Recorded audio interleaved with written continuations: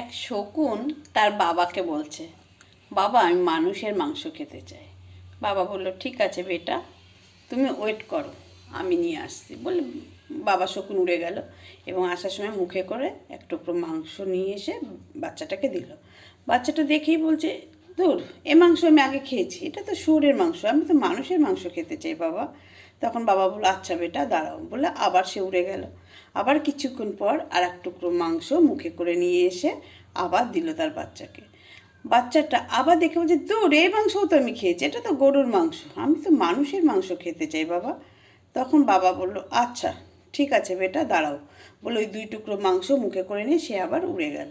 উড়ে গিয়ে কী করলো, ওই শুয়োরের মাংসটা ফেললো একটা মসজিদের পাশে, আর গরুর মাংসটা ফেলে দিল একটা মন্দিরের পাশে।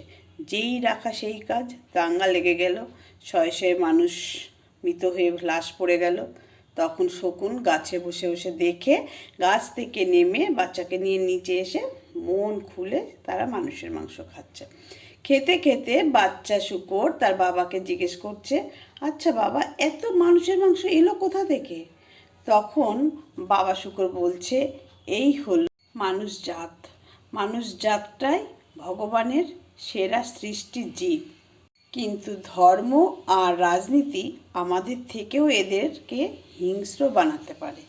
তখন বাচ্চা শূকর জিজ্ঞেস করছে, আচ্ছা বাবা, তুমি ধর্মকে কেন টানলে?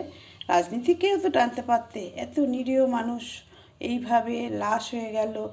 তখন বুড়ো বাপ শূকর হেসে উত্তর দিল, তাতেও নিরীহ মানুষগুলো মারা পড়তই।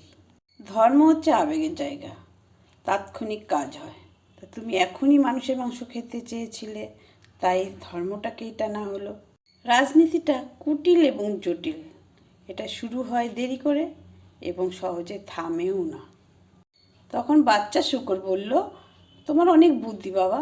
বাবাটা বলছে, ধর, আমার এ বুদ্ধি তো মানুষের থেকেই নেওয়া। মানুষের যখন কোনো অংশ অনিষ্টের দিকে যায়, তখন মানুষ ধর্ম আর রাজনীতিটাকেই কাজে লাগায়। তাই সবাইকে বলবো, আমাদের পশ্চিমবাংলায় কিন্তু শকুনের দল ঢুকছে, শকুনের দলকে আপনারা তাড়িয়ে দেন।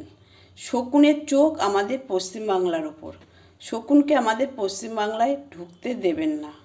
দয়া করে কেউ শকুনকে ঢুকতে দেবেন না নিজেদের স্বার্থে, কারণ আমরা মা মমতাময়ী মমতা ব্যানার্জির সহযোগিতায় বা উনি আমাদের মুখ্যমন্ত্রী থাকায় আমরা অনেক ভালো আছি। আমরা আরও ভালো থাকব দিদি ওই চেয়ারে থাকলে। তাই দিদিকে চতুর্থবার মুখ্যমন্ত্রী করার জন্য নৈহাটি বিধানসভার প্রার্থী সনদ থেকে জোড়া ফুলে ভোট দিয়ে, সনদ থেকে বিপুল ভোটে জয়যুক্ত করে আমাদের মমতা ব্যানার্জিকে চতুর্থবারের জন্য ওনার চেয়ারে বসানোর জন্য সকলের কাছে আবেদন রইল, শকুনকে ঢুকতে দেবেন না।